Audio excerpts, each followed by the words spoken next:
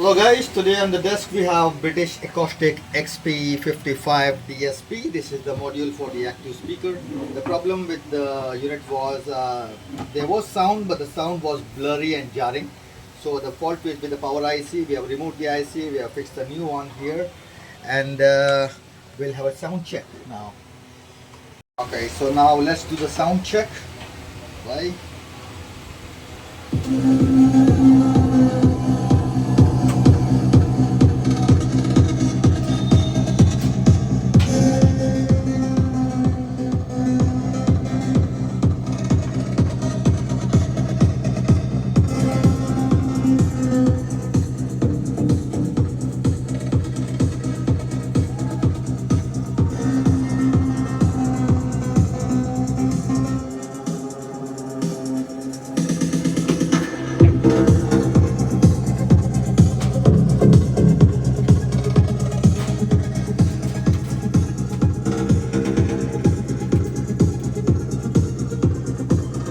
Hello, mic check, 1, 2, 3, 4.